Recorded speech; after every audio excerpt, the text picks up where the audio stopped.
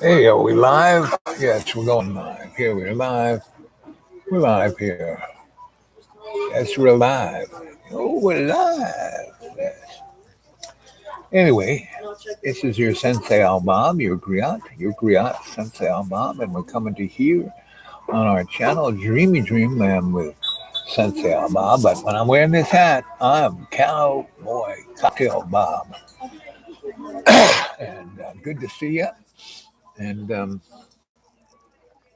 see. Bye.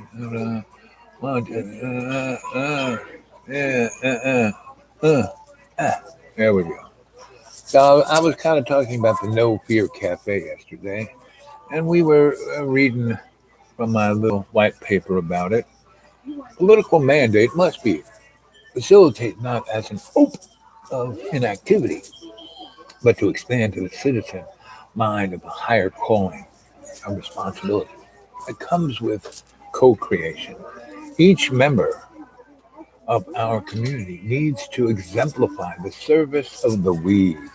Yes, lead by example. Alan, Aiden, yeah. Haven't been around. Well, I'm glad you're here, eh?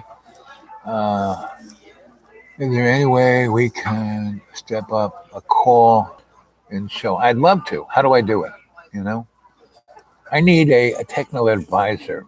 Aiden, if you want to start this conversation, let's talk on, we can talk here, but we can also talk on my Gmail account, the dude awake 42 at Gmail. I mean, if you're living in America, you can give me your phone number and I'll call you, and then we can talk real time. Then you can walk me through it, and I'd be glad to do a call and show. Yeah, I think that's great. I mean, I love the live chat.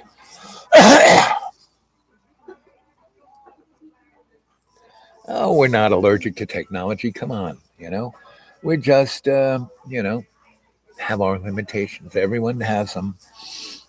You're in Ireland now. Okay. Now I have, what you call it, WhatsApp. But I don't know, a month ago, I went to use it and it said that I had to allow them to own every chat and phone conversation I had. I don't know if I was reading it right because, as you can see, I'm wearing two pairs of glasses. And I don't have any teeth either. I extra gums. You know, did you know that your teeth are connected to every part of your body? So I had them all ripped out last week, and I'm just not last week, about half, no, 2 weeks ago, maybe three, and I was like down for the count. Again, they were wondering if I was going to survive, but I came out the other side. Had a nasty infection. Did you ever see the movie um, Marathon Man with Dustin Hoffman? And Nazis. Is he safe yet? And, he thinks Dustin knows something, but he doesn't. Now, somebody has already said, Twitchy has set up a Discord thing. And yeah, it doesn't sound safe, right? So, again, I mean, gang, I want to take this global. I got enough information here to make a new paradigm, you know? I'm ready to make a new paradigm. Uh, each must have the ability to bring by their presence the most positive outcome to our community. Cultivation's ability to change for the better, the social, political, economic, for all relations. Hidden hand and the powers that shouldn't be that are manifesting this. By manifesting a community where we are at, from the outset, this campaign of building our community has to manifest a connection the with the discontent to be the change and not by the same old, blah blah blah, meaning revolution and then the powers that be. I mean, just look at Egypt, right? Um, the military had been in charge, for 40 years, and then, well, since really 1950 something, when the English dropped out, they went to attack Egypt, and Egypt kicked their ass. So The petro pound became the petro dollar. And you know what's really fun, kids? History, because it's right in front of your face. So, do you know what people were celebrating um, uh, yesterday? The 50th anniversary of the Cuyahoga River in Ohio catching fire. Randy Newman made a song about it. And because it was such a vivid image of a body of water on fire, it kind of gave precedence to the environmental movement that was 1969, and it gave the precedence for the beginning of the EPA and the environmental movement and Earth Day and all of that. And I was in Harvard Square when the first Earth Day was, where we buried cars, which wasn't a very environmental thing, but it was pretty, you know, the optics were quite interesting. And we were talking about having electric cars, because the first car ever built was an electric car, back in the 1870s. And Elon Musk, he's Mr. Tesla. He named his car after them. Why? Because the motor they use is an alternating current synchronous motor. That's because you don't need any gears. You just need a variac, right? And it has more torque than anything. Thank you, Nikola Tesla.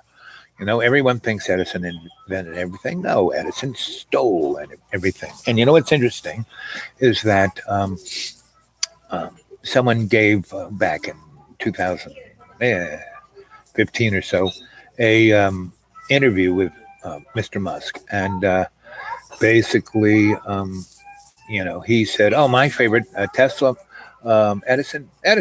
Why? Because Edison brought everything to the market. Because Edison stole everything. You go to the patent library, you look at, um, you know, Mr. Edison's 300 and something patents. Well, you think that's pretty cool. Well, Tesla had over 7,000, right? And what's interesting about Edison's things, you got to give a picture and a description and data on your thing. Well, it's all, each one of those 300 and something patents of Edison's are in different handwritings, meaning he had somebody, he stole it from them. He had a cover letter where his lawyer said, and Mr. Edison invented this, and he signs his, you know, anyway. So Musk, said, oh, I really like Edison better. The only thing that Edison invented was the electric chair. Anyway, back to by manifesting a community of abundance where we all share and support each other to our best by being our best through example. Now, see, kids, I'm reaching out to you, the cadre, right? And you on the chorus, the chorus, and those who come into state, the shock troops of love. I'm calling for you to in your. So, what part of Ireland, Aiden, do you live in?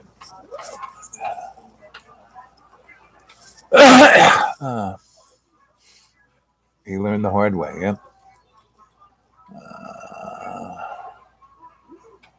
Uh, anyway, so Aiden, where do you live? What town? I lived in Ireland for many years. I went to school at Trinity. I lived down the street from James Joyce's house. I lived in Kilkenny. I lived in Glendore, which is on the west coast. I'm like kind of just a little up. It's between Skibbereen and Galway, and I could have stayed there, but then I wouldn't be your sensei Al Bob. So, where do you live in Ireland? Right? What town? What village? What city? And what do you do, Aiden? You know, what do you do as a job? Are you a student? Are you going to school? What are you studying?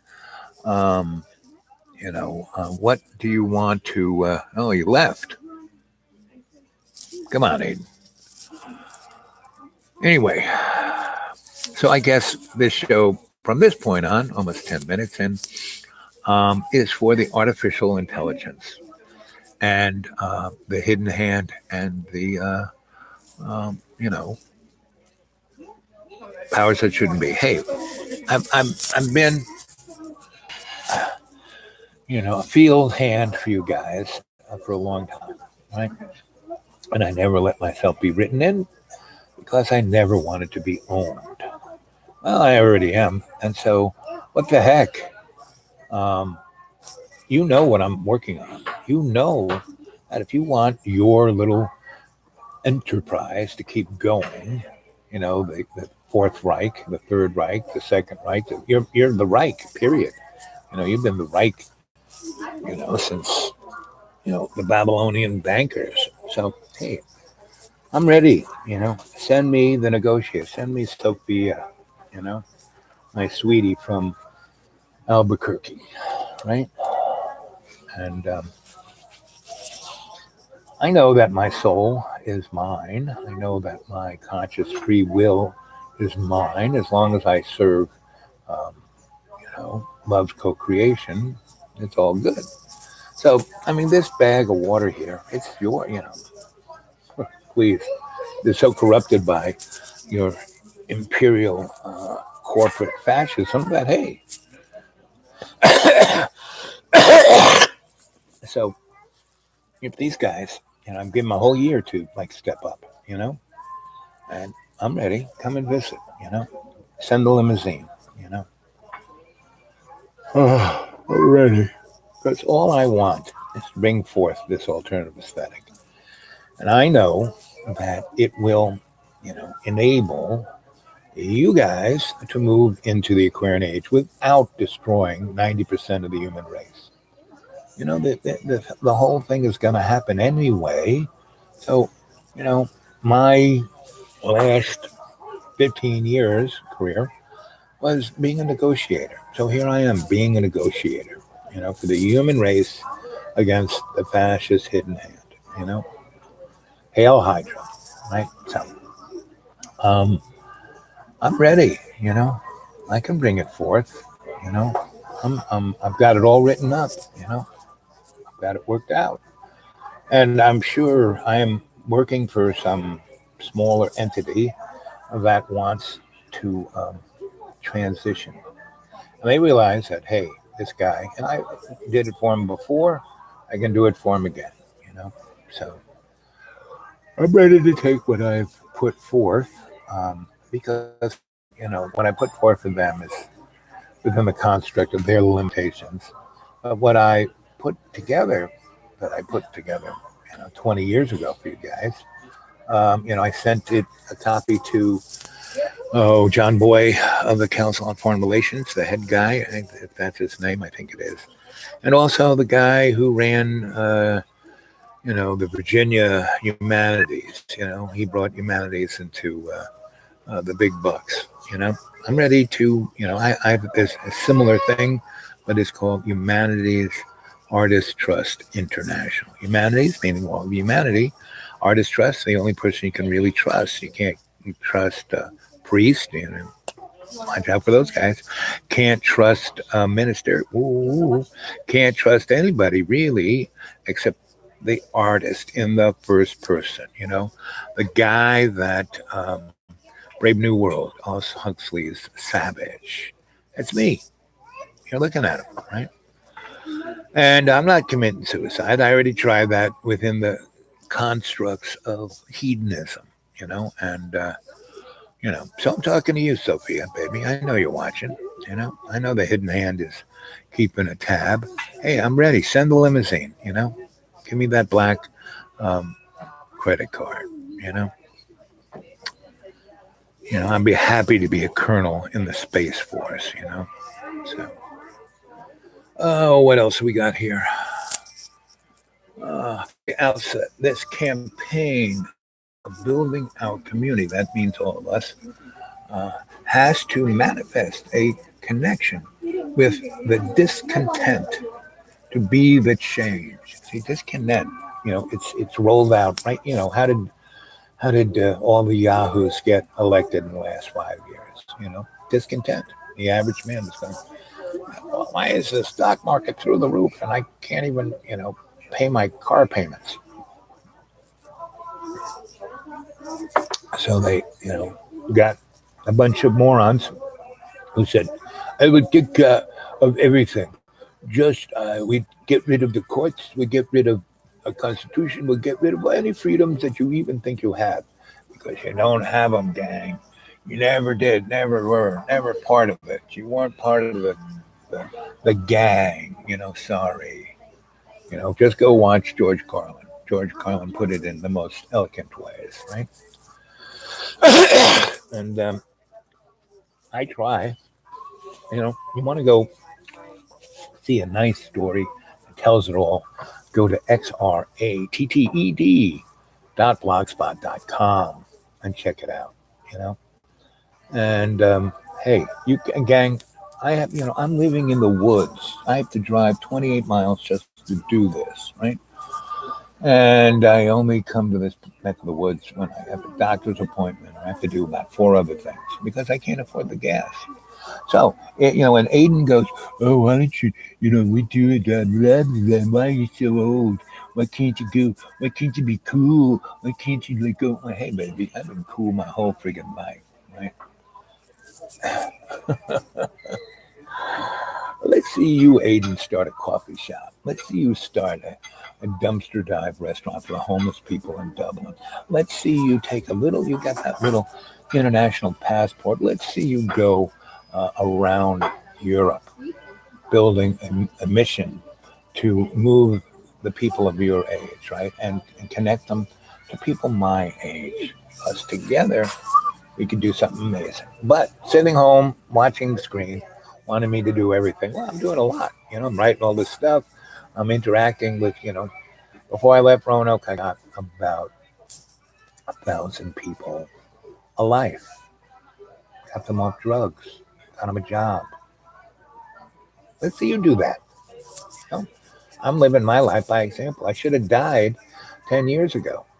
But, I crawled my way back here to do this because I know, no matter, it could be a, transhuman, no problem. Hey, give me the dust. I'll snort it, it would like turn me into a 27-year-old again with nice long hair instead of a bald head, hey, I'd be happy with that. But I know that intent is the key. The bag of water means nothing, right? And I know you guys, the hidden hand, I know you. And I read Quigley's Hope and Tragedy, I read None Dare Call Conspiracy by Gary Allen. Those are 2 really good books. The rest of the stuff, I knew Bill Cooper, Behold the Pale Horse. Bill was a very sweet guy. He has drove him crazy because he took everything personal. What? And that's what happens to every movement. The people take it personal. No, I'm here to serve. Serve loves co-creation, not myself, right? I'm a guy, I'm living on nothing. I'm still having a good time, I can still scrape up nickels from the cushions to have breakfast here or any place else, as long as it's under $10, So, I wonder where Aiden ran off to. So we're into 18 minutes and there's 0 people watching. Well, I know you AIs are watching. I know the hidden hands watching, I'm saying, hey, come on, send the limousine. I'm ready to sign the contract because I know my bag of water, you already own it. But I understand that you realize that you need me. All those years I worked for you, I always did it on my terms, and I still do it. I'll write in, just give me a pretty and handler, and that's all I'm asking for. Anyway, we still have battery on the other pad. From the outset, this campaign of building our community has to manifest a connection with the discontent to be the change and not the same old same, meaning having revolutions and having the same old people take over. There are many things that government can do to create a better social, commercially, financially, education, employment, health, safety, environment. And, Yeah, we live in a corporate society. We're not in a republic. We're not a democracy. We are living in a corporate oligarchy, and they kind of coined that phrase fascism to represent that. So, hey, the social community fabric is woven by the actions and leadership of the elected officials and the appointed administrators and civil servants. Well, all those guys today serve, the lobbyists. We have the best, um, you know, legislators money can buy. This fabric foundation is first and foremost based on the needs and the welfare of the citizen. Well, the citizen doesn't even know what it wants. It's so mind controlled by advertisements. Our community needs to co create this social fabric by the individual responsibility. That means everybody, not just voting once in a while. We need to see each other as neighbors rather than the alien other. As neighbors, we need to understand, we reflect what we need to understand, we reflect each other. When my neighbor is doing well, I am doing well. And this well being creates a healthy community. For each neighborhood to be healthy, it needs a balance of intellectual, financial, cultural, social, and mortal protection to perform as nourishment of the organism, like a cell within the body politic of the community. Intellectual, intellectual is more than a diploma. Intellect is the Greek root for knowing by experience. When I was a boy in New York City, in the early 1950s, I learned by keeping quiet, listening actively to my elders, whose challenges were not seen as limitations to be complained, as discrimination to be processed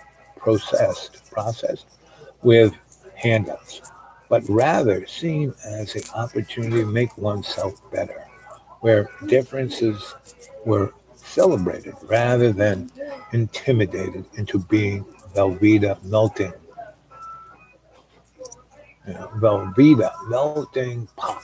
New York City, like Rono, then and now, is a composition salad bowl of cultural Chinatown, Little Italy, Harlem, Spanish Harlem, East Side, Lower East Side, West Side, countless other, were all religious societies and were all religious, socially, and culturally separate and diverse communities living on top of each other,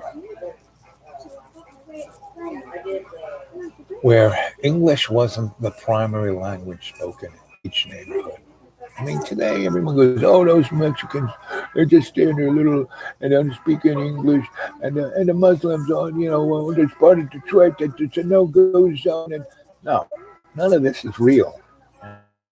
This is what is known as tribal moronship. Just because you say something doesn't mean it's true, and just because we have Donald Blog pump Trump doesn't mean he's telling you the truth, gang. It's not right. So, yeah. No, I'm still eating it. When the plate is licked, it's done. Okay? That's a heads up sign. Maybe not. I might even have lunch. But you can hand me that just so I can look at it. Gee, thanks. How come this was $8? Uh, who cares? I mean, yesterday it was uh,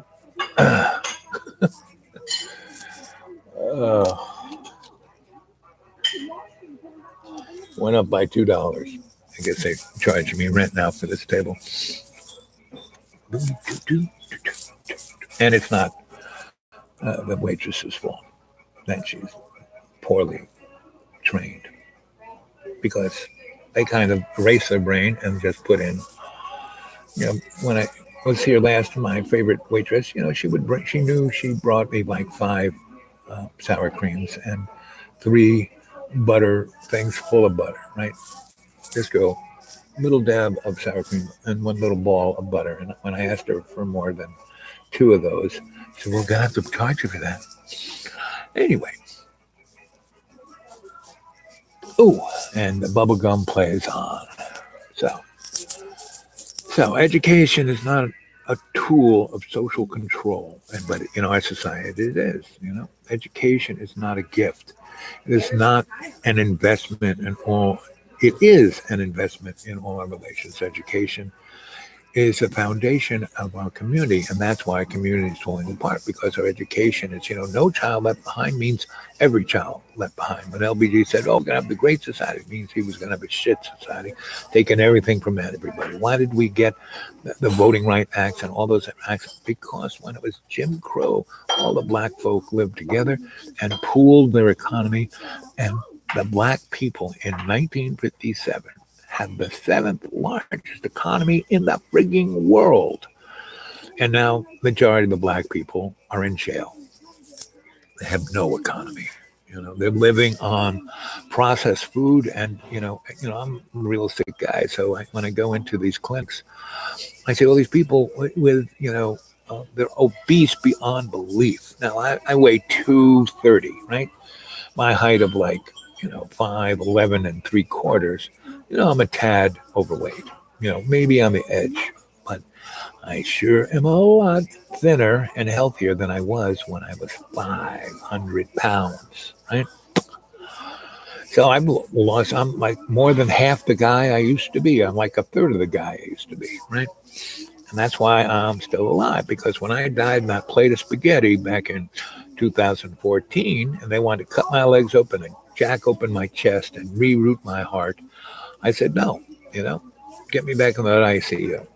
That boy right there, if you touch me, he'll own you, So they did. They were scared of him, so they rolled me back, and I eked, from 2014 until today, almost 2020. So that's like 6 years. It took me to get to this, and I'm still, a sick guy. My endocrinologist keeps saying, the only, boy, you're the healthiest dead guy I know. I mean, I keep getting these very nasty infections, but I take the jungle juice and it kills it off that, and then I go into meditative state, and so instead of getting pneumonia, instead of getting tonsillectomy, instead of getting all these things from my body being whacked, I kept it just in check enough so I could get my biome back, and it's getting back. So let's see. Education is not a. Let's see. Where is it? Education is the mechanism to navigate our journey of communal social life as responsible citizens. That's only if you're a responsible citizen, and we're not. We are addicted to the means of production. We are living, what the Romans called bread and circus. In our fashion, it is fast food and flat screens. I mean, back in the day when flat screen first came out, it cost like $2,500. Today, you can get a 40-inch flat screen for $100. Because they want you to have one. Just like how they turned, digital, everything digital TV, and put everything on the internet because it is hypnotizing you. And, there's nobody watching except the corporate guys. Hey, guys, how you doing? Send the limousine. I'm ready to go. I'm ready, to be the published, the new guru. I'll be your guru. You can put me on the screen. I'll take Dr. Phil's place, and I'll be a lot better for your corporate bottom line, gang, because I will extend. Do you really want to bring on the Hunger Games? Is that really what you want? You really want to obliterate 90% of the useless eaters? No, they're your consumers. You need them. You need their bioenergy. You need the access to their scalar self. Killing them won't help you. In a certain way, it'll free them. So I know you guys have a dark agenda that you love sacrificing blood and all the rest. Just have everyone go vegetarian, and you can drink all the cow's blood. Okay, I know you need it, right? And like I said, wouldn't you much rather have? I mean, why did you let Gene Roddenberry put on Star Trek in the late '60s? Because that's where the technology base was.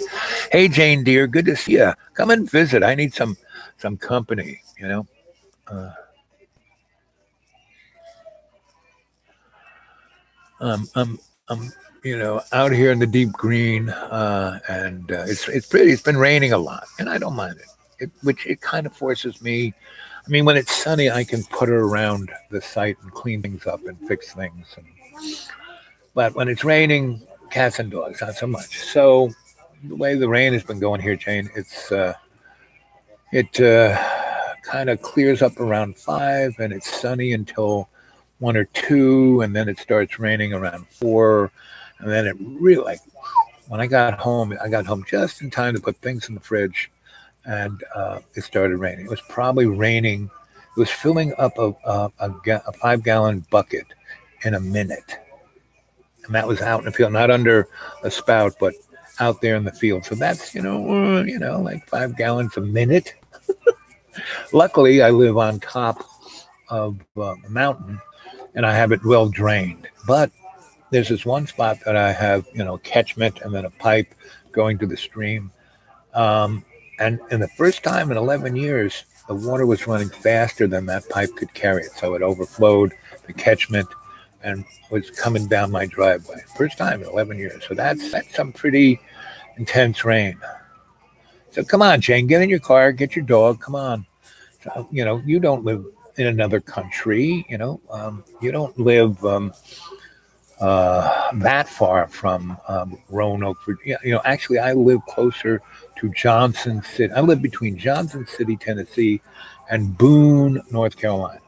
So you can take 95 to 26, go all the way up to Johnson City, come, turn into Irwin at 321, and go to Watoga Lake, and I can meet you at um, Captain's Table, right? Which is a very nice restaurant. Open Wednesday through Sunday, right? So, yep, Blue Ridge. I'm right in the Sawtooth Mountains between the Appalachian and Blue Ridge Mountains, right? So, yep. So I'm right in the bowling alley there, where it's actually quite content to be not crazy. But when the storm comes down the alley, ooh, like yesterday, it can be a little crazy. But I would say it's spring. It's intense spring rains, right? So bottom line is, you know, um, it will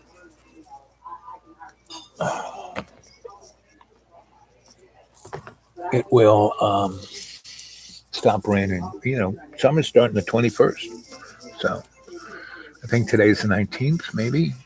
And so I would say by this weekend, the rain should kind of mellow out. And it'll go back to more like sunny all the time, except from 5, 7 o'clock till about 10. And that's, we're rainforest. And that's what it does. Yeah, yeah. And this area is really, I have there's waterfalls, there's gigantic lake, there's lots of swimming, fishing. Only 70 miles to the hipster jungle of Asheville, where I still have loads of friends. I used to be the dude there, back in the day for 10 years. Dimensional shift, yeah. Uh, I pretty much should go through dimensional shift minute by minute. Anyway, and even though I'm sitting in the corner here, I put out a feed that there's people there's like 2 tables there and 3 tables over there. The rest of the place is full. It's like just my field. Now there's one little kid who's over here like, I want to go over and hang with that guy. But his parents are like, woo, So, but it's bubble gum in everyone's brain here. And so, Jane, I'd love to see you. Come on, get in your car, grab your dog. You don't have a useless job at Walmart's or at the 7-Eleven. And it really doesn't cost much. You can grow and cook our own. I live in a forest, and the blueberries and raspberries are just about to come out. And I just put them in my breakfast can and put some yogurt in them, and that's my my breakfast when I don't come to here. And so, come on, Jane, love to see you anytime. Jump in your car. It's like, how far are you from Johnson City, right? Or Boone, North Carolina, Johnson City, Tennessee, Boone, North Carolina, Asheville. Those are the three major cities, right, near me. And Butler, not Butler, that other thing. That's the city that half of it's in Virginia, the other half's in Tennessee. So I'm in this really crazy swirl where there are three states like within 6-7 miles of me, and my property has two counties going through it. So I have no idea which county I'm in.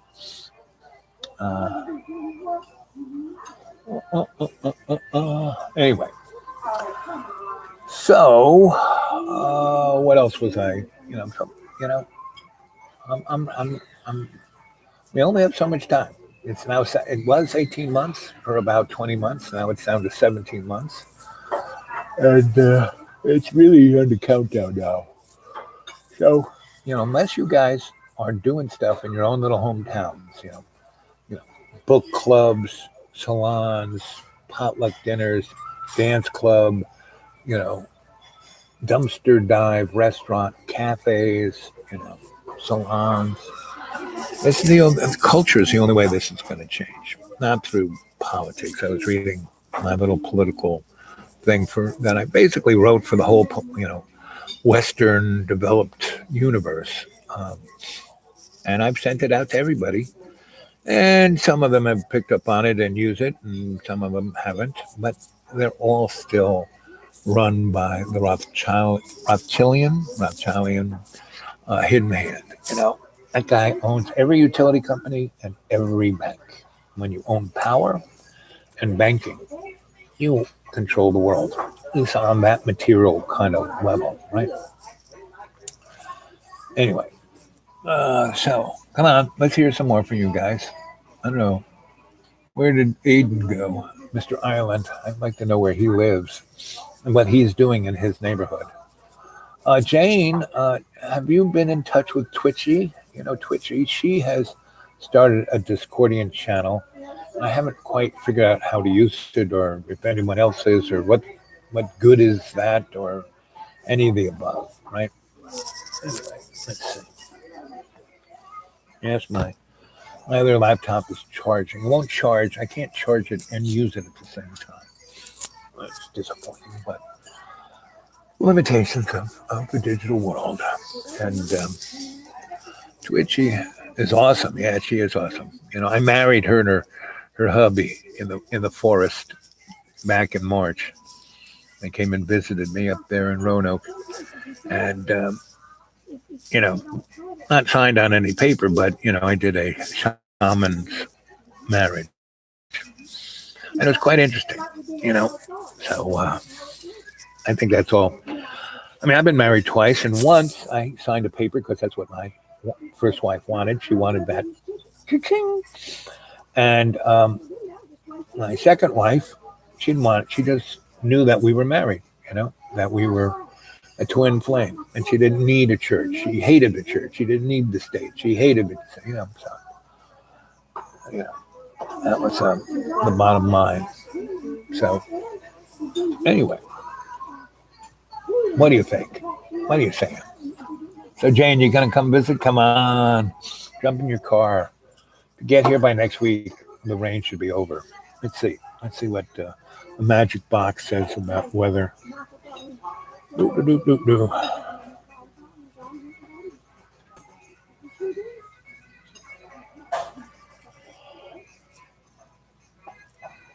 Boone, North Carolina weather. 72 degrees and mostly cloudy in Boone. See, it says it's mostly cloudy, but the sun's up there. Today, 10% rain. But Let's see what the day looks like. Well, it looks like it's going to start raining at 1 p.m. It's 11 right now. Friday, it's going to be sunny. You can come Friday. It's supposed to rain until Wednesday. The rain is 30%, from Friday on. Friday's supposed to be sunny, right? And Saturday, Sunday, Monday, Tuesday is supposed to be scattered showers. Wednesday, partly cloudy. Thursday, partly cloudy. Friday, scattered showers on around 40%. So, and that's till next Friday, Today is what? Wednesday? No, today's Wednesday. And so that's kind of, does it look like? Yeah, it's going to be sunny up until 11 a.m. and then showers, and then stop raining around 9. So we can have a fire and look at the stars. Your dog would love my neighborhood. So. Anyway, so what else can I say?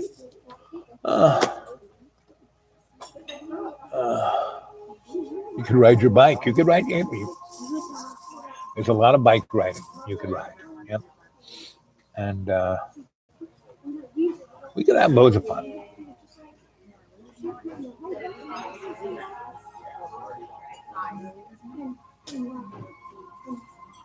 Zoe in a basket. Yep. It almost sounds like something you'd find to eat in London. They had some crazy. London had a very good food, right? And Zoe in a basket. Anyway, let's see what else we got. Let's see how much my laptop is charged up.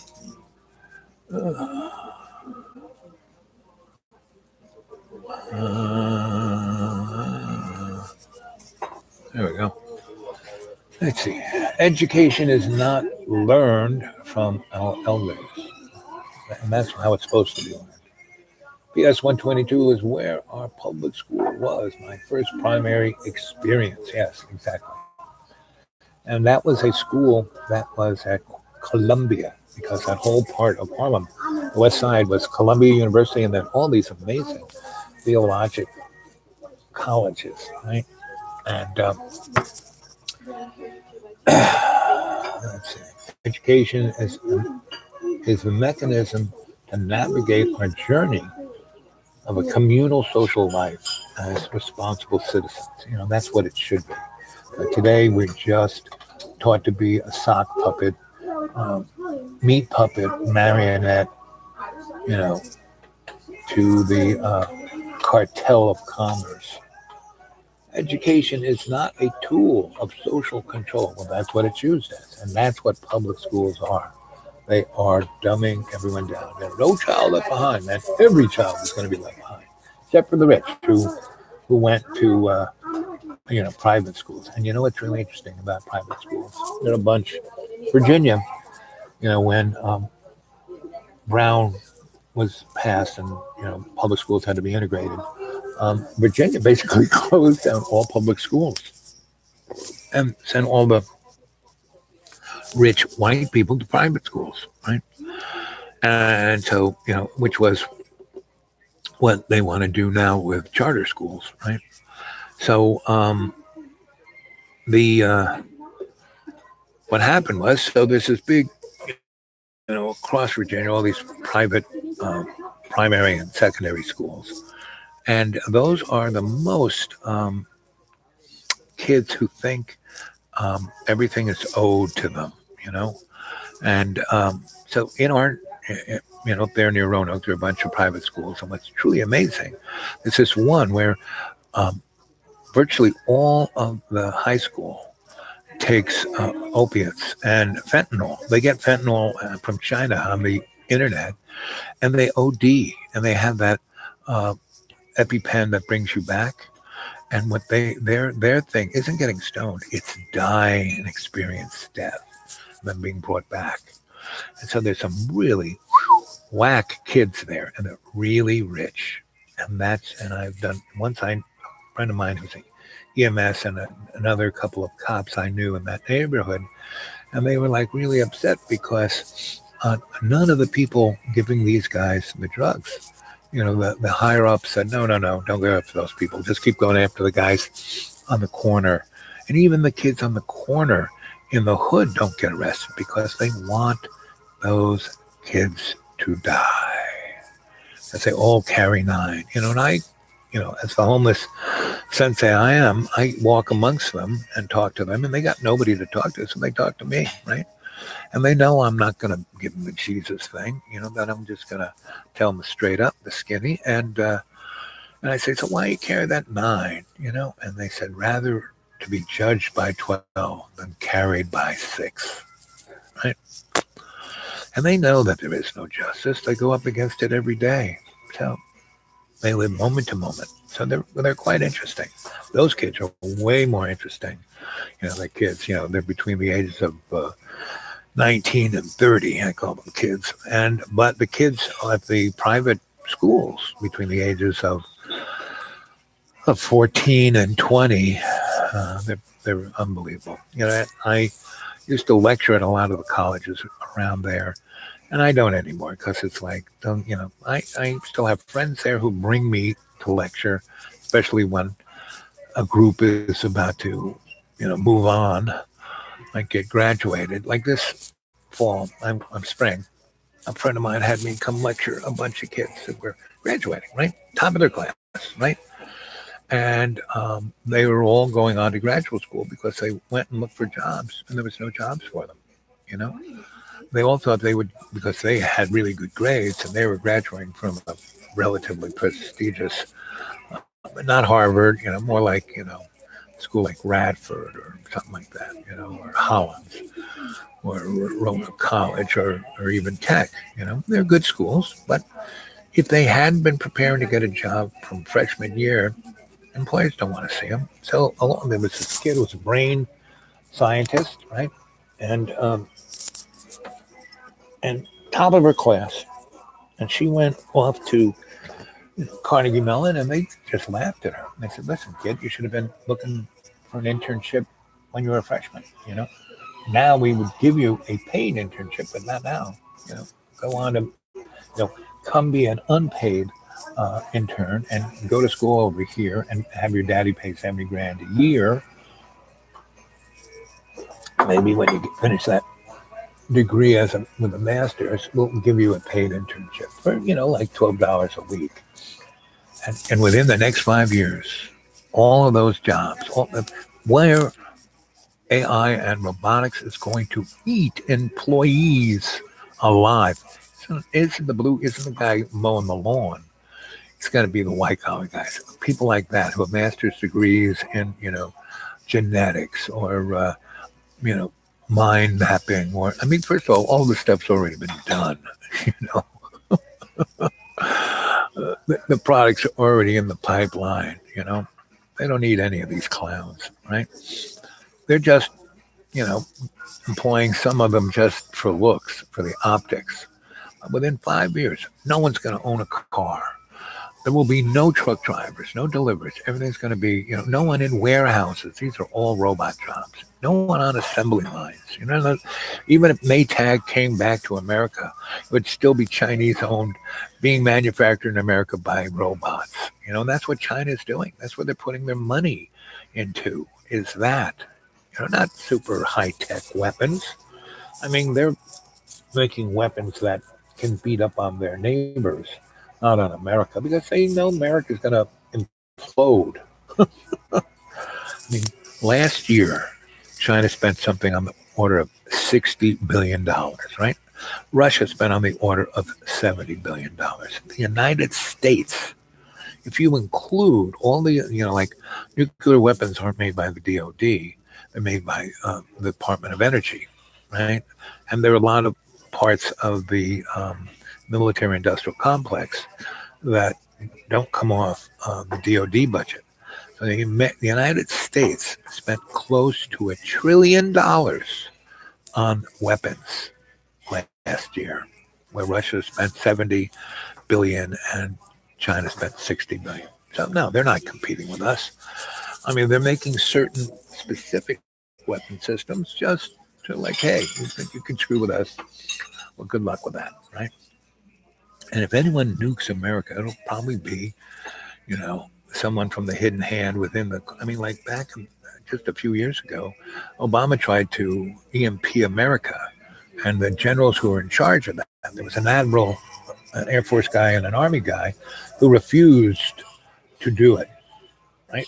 Because they want to do a co-op kind of black thing, and they refused, and they got fired, and that made a big brouhaha. So anyone in that community knew what was going on. That's how you eat your meal, all day long. Not,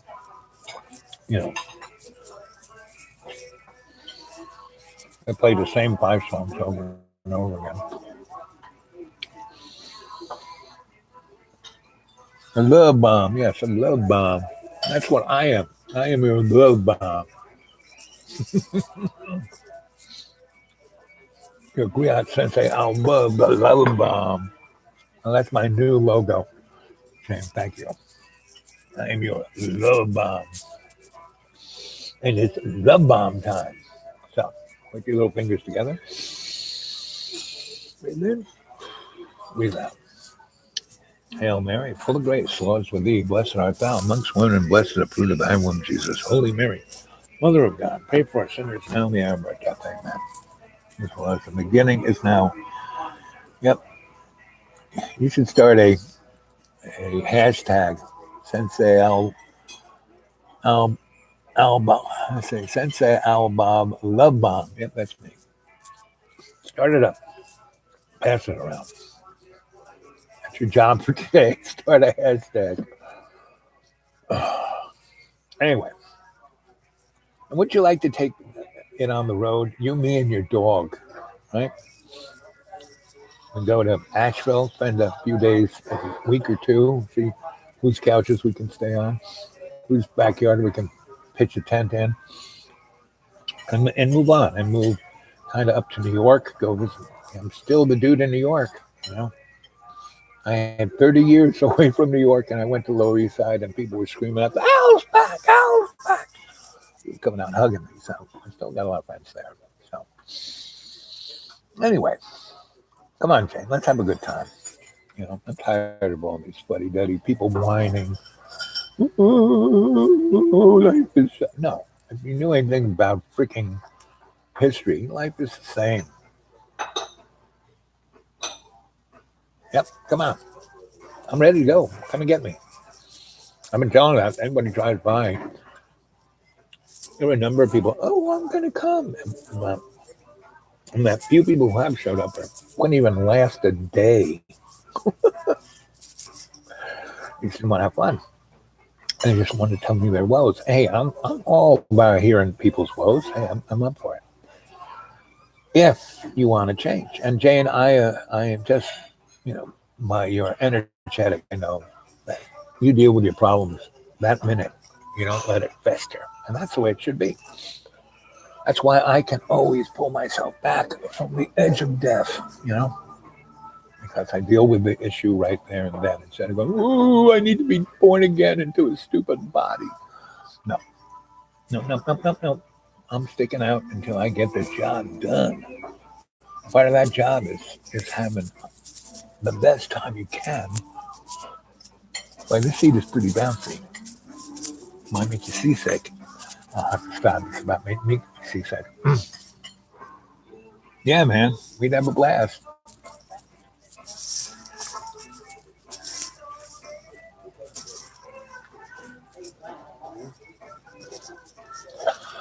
Anyway, I'm a dancing fool, even without any legs. Boop, boop. So when you coming, Jane? Let's go have a good time. Oh. Yep, that's me wearing the dress. In the 70s, I used to wear caftans. I went to North Africa and found these things called caftans, and they were the bomb. So I was a caftan boy. You're wearing a dress. Even the gay guys would say, "You're wearing a dress." Oh, I wish I could. I'm so jealous. When I lived in Australia, I used to twist, just the things I used to, just being me, because Australia is a police state. It's a police state back then. It's always been a police state because the criminals set it up.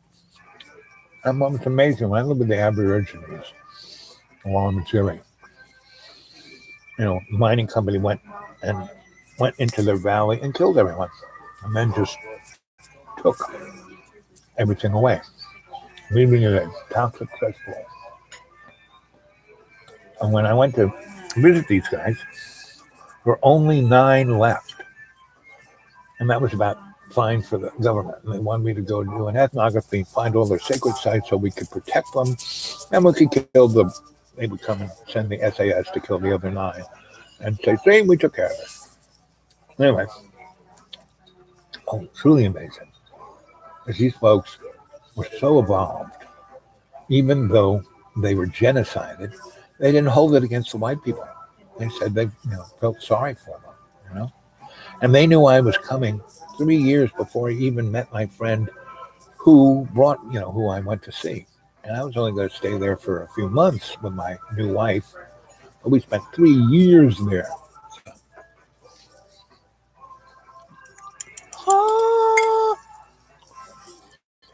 Well, my heart isn't lonely.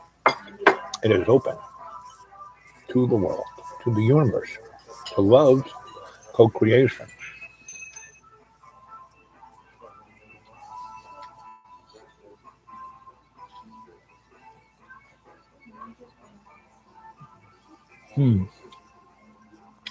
Must to the wee scoot in ya kitty mom. It must be code, Jane.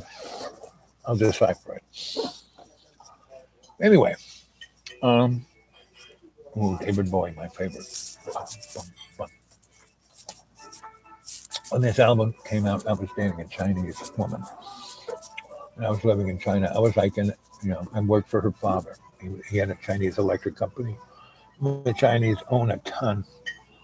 It was good in green too. Yep. And good in any color almost. And what is it? Is this really green or lime or what color is that?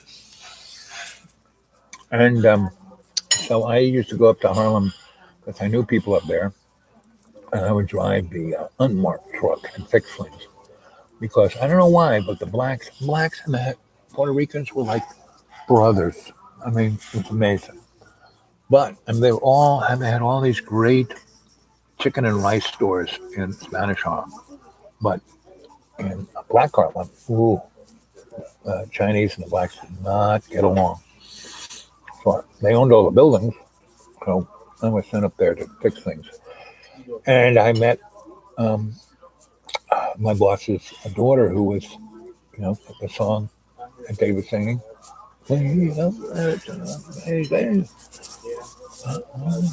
That song is about me and my Chinese girlfriend. Girl. And she said, "Shut up." I loved her. And she loved me, but she was a Chinese princess, And I was just there. She was just dating me to piss her father off. And her father couldn't just fire me because he really needed me. And so I had it very interesting. So I lived in the Chinatown that people don't know exists. It's kind of underneath from East Broadway over to the Bowery, underneath the Manhattan Bridge and the Brooklyn Bridge, and from Confucius Plaza all the way over to Houston Street. People don't even know that exists because there is Canal, which goes over Manhattan Bridge, and then there is the Bowery, where all the bums are. And then there's this like little section that all of this stuff used to be Jewish, but the Jews moved to Israel and Williamsburg, Brooklyn, and upstate New York, and the Chinese took it over. And with Belinda, yeah.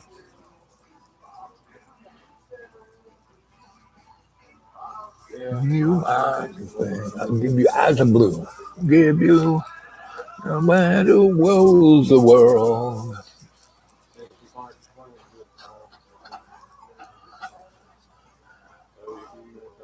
Yeah. Mm, mm, mm.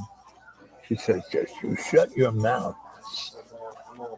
I used to, just tell her how much I love her, and she would say that. And we would play this album all the time and dance around naked in her loft. And we'd had no curtains. And the guys who were working in Hung and Fung Chinese food company, who were slaves, would be watching us. Right? And she would play guitar. She could play this riff. She could play bass and she could play a regular electric guitar. She loved the electric guitar. And when I did my TV show, I had four girlfriends at the same. I didn't have them at the same time, but they were like 1, 2, 3, 4, and they all got along. The karate girl, Jane, uh, and Mindy, and Subing, and they just would make fun of me. All they just tickle me and tell stories about the goofy things I would do, and say, "But I love him. He's so special." You know, I'm the love bomb. What can I say? China girl, that's the one. So that was a very special time, right? And to have four really special um, female friends that they were all my girlfriend at some time, and they still have that part of my heart. But I'm a one guy at a time guy. I don't like to cheat or lie or I can't. I'm stupid. I can't lie. I can't keep a lie straight. I can't steal. I couldn't do that. Can't cheat. None of the above. So, anyway, that's what makes me me. The love bomb. So all these girls, they didn't want to stop being my friend. I kept doing, wiring their lofts, fixing things for them, giving them foot massages, listening to the problems, you know. So they didn't lose that, you know. And that was the sad thing about my first wife. Because she had to get married with the paper because her father wanted it, and she psychically knew that. And when we sent it to him, he was happy enough, and we died. He died. And then we traveled the world for 7 years. When we came back, and our careers were going pretty good. She wanted to only have her career, and she wanted more money. I mean, we were living like millionaires, and we weren't having to kill ourselves working. We did our art, and she saw her art more as her career rather than her art, and so she wanted that. So she wanted it. I loved her, cared for her, sure, no problem. But what she really wanted to do was marry a rich guy and take him for everything he had, which she did, and that didn't work out too good for her. And then she became, the lesbian photographer, and that's it's a pigeonhole, and she cut our relationship off. And so all the people in the New York art world who were my friends didn't like that. And so she thought she could be, oh, well, they're my friends, more my friends than his. And, well, I knew him for 20 years. She knew him for 3. We did all kinds of crazy things together. Anyway, and so they kind of just did this. Moved out of her frame. So she had to reinvent her. So you go look at her on Facebook or whatever, and you see that she doesn't exist. Everything from 1980 to her birth, she didn't talk about. She didn't list. She doesn't show. She did some pretty amazing stuff. She was Annie Leibovitz's first assistant. She was a head darkroom girl for Rolling Stone. She got her bachelor's from whatchamacallit, San Francisco Art Institute. She had some pretty, but she doesn't really talk about that because she don't want to talk about any of that from this point that way. I talk about everything, good, bad, and the ugly, because that's what makes us, our whole life, right? And I still love her, I don't have home. So, probably 10 years after we got divorced, somewhere in the 90s and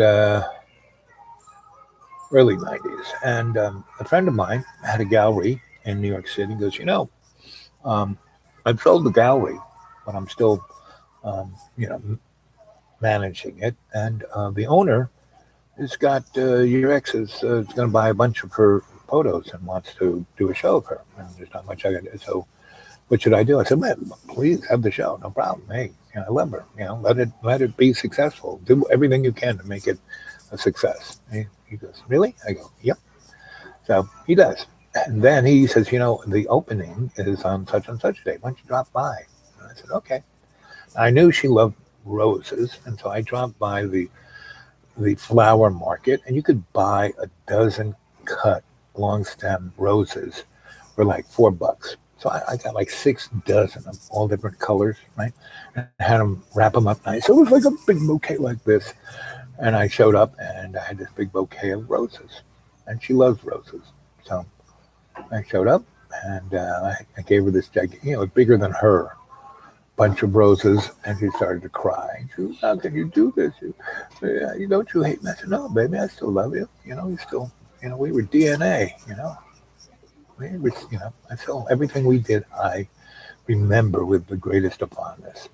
And you wanted to move on, not a problem. You move that way, I move this way. It's all good, right? Anyway, so she, and her boyfriend, who was, a female with more muscles than Arnold Schwarzenegger and a beard, should I beat him up now? And she goes, no. So we spent the evening out on the porch of this gallery, drinking and smoking and talking about old times. And she was, oh, you're such a great guy. You always were a great guy, and I'll be better. I'll stay in touch. Right? That was the last I heard of her. And there are a lot of people who feel that way about themselves, not about me, about themselves. And that's the problem, If you have an issue, you take care of it immediately. You don't let it fester, right? And that's why I have pretty good relationships.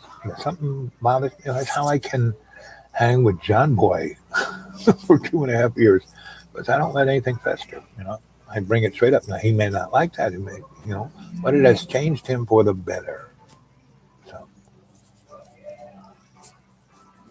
So that's kind of how it rolls. Well, it's clouding up, and I still have some errands to do, and I've been on for an hour and 7 minutes and 65 seconds. So, Jane, get a hold of me at, and anybody else, the Dude Awake 42 at Gmail. The Dude Awake 42 at Gmail. Give me your phone number, Jane. I'll give you a buzz, and we talk about you. Come visit. Like, come on, jump in the car. It's supposed to be sunny Friday. How far are you, Jane, from, Boone, North Carolina? If you came here, that was the one closer of those 3 cities. The Dude Awake 42 at Gmail. The Dude Awake. The Dude Awake 42 at Gmail. Right? THE. The Dude Awake. Yep. That's what it is. Let me check. I think it is.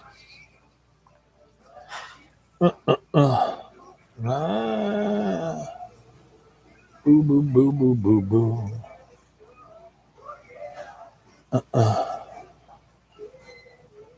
Come on.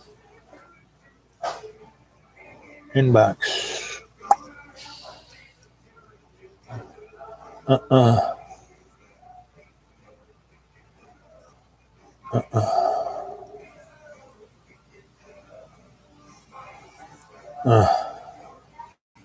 Come on, tell me.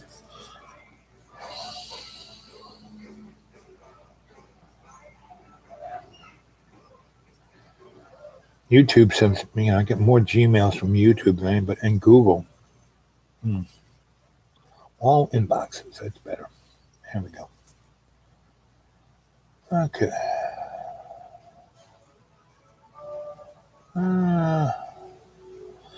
Tulsi Gabbard. Do you guys follow her? She's running for president. Her whole thing is a no war agenda. I mean, media's out to kill her. I mean, they don't even mention her. It's quite, very interesting.